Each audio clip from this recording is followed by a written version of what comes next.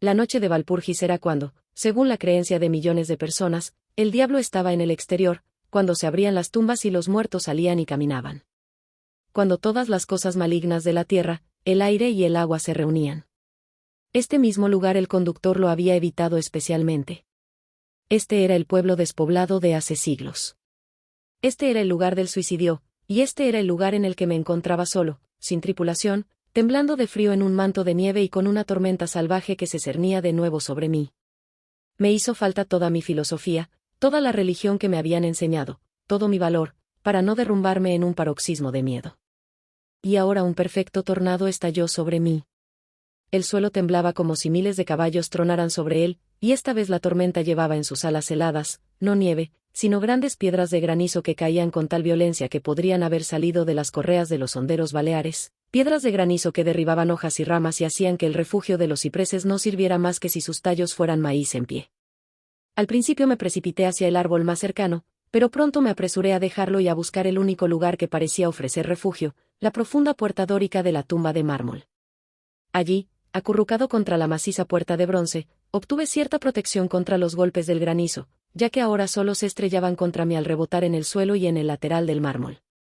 Cuando me apoyé en la puerta, ésta se movió ligeramente y se abrió hacia adentro. El cobijo de una tumba era bienvenido en aquella despiadada tempestad y estaba a punto de entrar en ella cuando llegó un relámpago bifurcado que iluminó toda la extensión de los cielos. En el instante, como soy un hombre vivo, vi, mientras mis ojos se volvían hacia la oscuridad de la tumba, a una hermosa mujer de mejillas redondeadas y labios rojos, aparentemente dormida en un féretro. Cuando el trueno estalló en lo alto, fui agarrado como por la mano de un gigante y arrojado a la tormenta. Todo fue tan repentino que, antes de que pudiera darme cuenta de la conmoción, tanto moral como física, me encontré con el granizo golpeándome. Al mismo tiempo, tuve la extraña y dominante sensación de que no estaba solo. Miré hacia la tumba.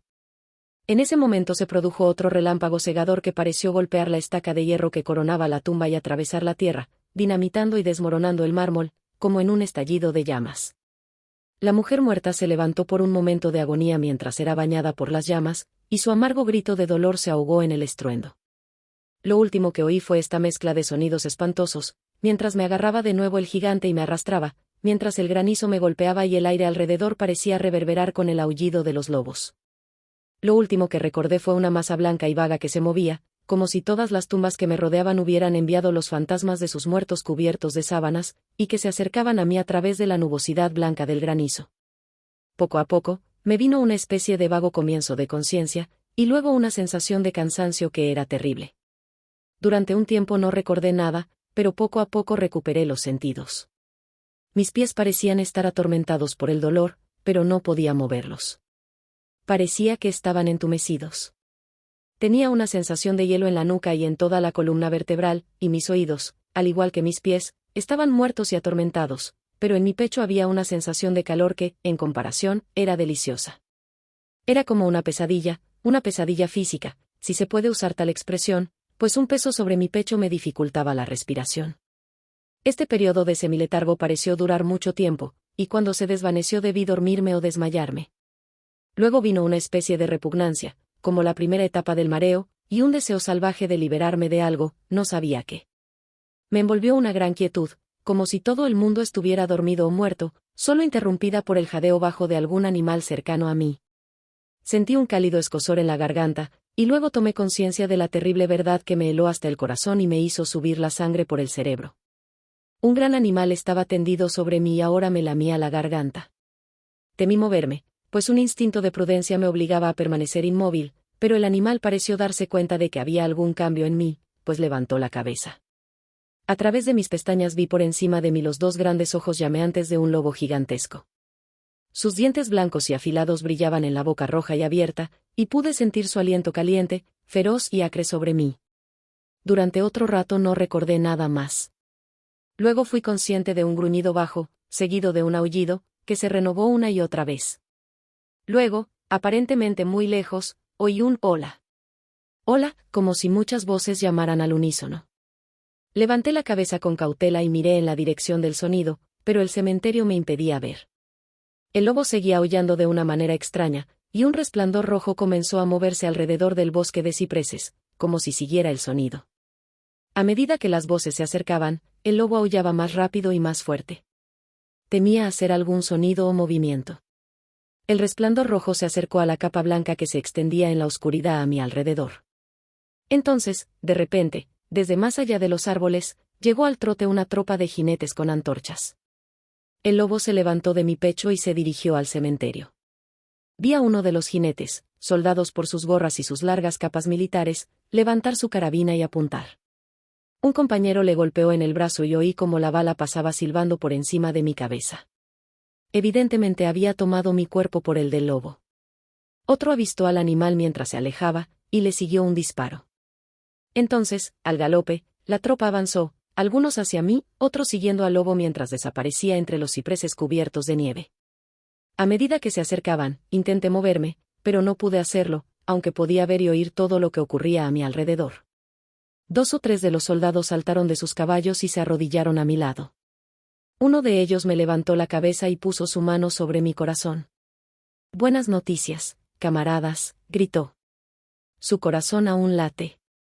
Entonces me echaron un poco de brandy por la garganta, eso me dio vigor, y pude abrir los ojos completamente y mirar a mi alrededor. Luces y sombras se movían entre los árboles, y oí que los hombres se llamaban unos a otros. Se juntaron, profiriendo exclamaciones de miedo, y las luces parpadearon cuando los demás salieron del cementerio en tropel, como hombres poseídos.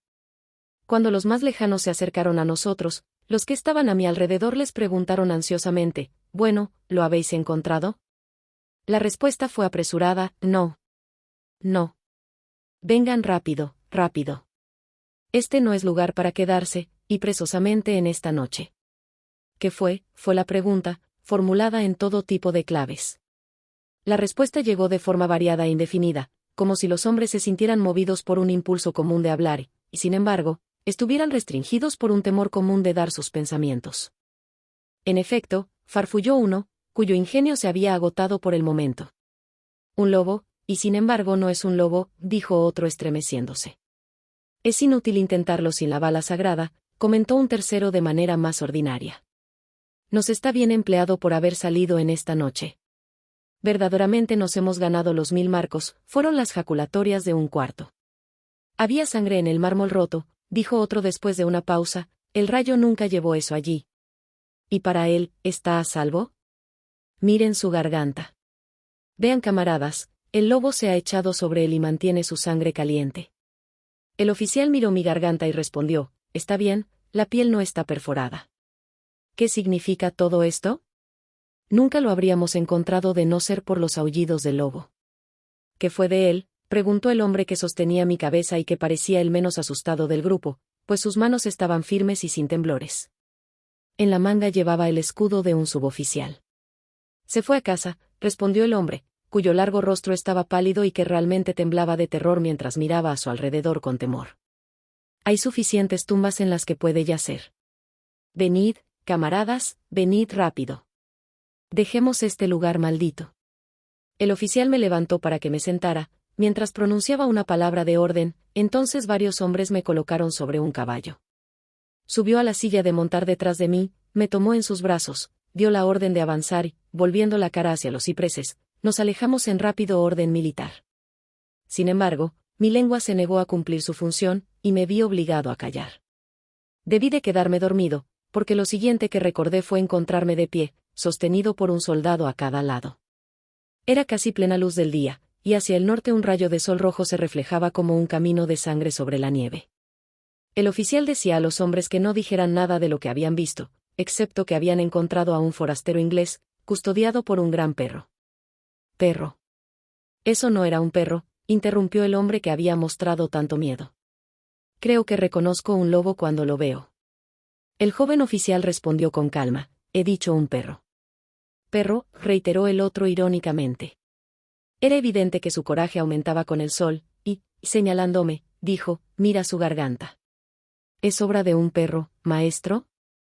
Instintivamente me llevé la mano a la garganta, y al tocarla grité de dolor. Los hombres se agolparon para mirar, algunos bajando de sus monturas, y de nuevo llegó la voz tranquila del joven oficial, «Un perro, como he dicho. Si se dijera otra cosa, solo se reiría de nosotros». Entonces me montaron detrás de un soldado, y seguimos cabalgando hacia los suburbios de Múnich. Aquí nos encontramos con un carruaje abandonado en el que me subieron, y lo llevaron a las 4 Saisons. El joven oficial me acompañó, mientras que un soldado lo siguió con su caballo, y los demás se dirigieron a sus cuarteles. Cuando llegamos, Erdelbruck bajó tan rápidamente los escalones para recibirme, que era evidente que había estado observando dentro. Me tomó de ambas manos y me hizo entrar solícitamente. El oficial me saludó y se dirigía a retirarse, cuando reconocí su propósito e insistí en que viniera a mis habitaciones. Con una copa de vino le agradecí calurosamente a él y a sus valientes compañeros el haberme salvado. Me contestó simplemente que estaba más que contento, y que Erdelbruck había tomado las primeras medidas para complacer a todo el grupo de búsqueda. Ante esta ambigua expresión, el maitre del hotel sonrió, mientras el oficial alegaba su deber y se retiraba. «¿Pero Erdelbruck?», pregunté, «¿cómo y por qué me buscaron los soldados?». Se encogió de hombros, como depreciando su propia hazaña, mientras respondía, «Tuve la suerte de obtener un permiso del comandante del regimiento en el que sirvo, para pedir voluntarios». «¿Pero cómo supo que estaba perdido?», pregunté. «El conductor vino aquí con los restos de su carruaje, que se había volcado cuando los caballos se escaparon. Pero seguramente no enviaría un grupo de búsqueda de soldados solo por este motivo». «Oh, no», respondió, «pero incluso antes de que llegara el cochero, tenía este telegrama del boyardo, cuyo huésped es usted», y sacó de su bolsillo un telegrama que me entregó, y leí. «Bistritz. Tenga cuidado con mi invitado, su seguridad es muy valiosa para mí. Si le ocurriera algo, o si se perdiera, no escatime esfuerzos para encontrarlo y garantizar su seguridad. Es inglés y por lo tanto aventurero. La nieve, los lobos y la noche suelen ser un peligro. No perdáis ni un momento si sospecháis que le ha pasado algo. Respondo a vuestro celo con mi fortuna. Drácula».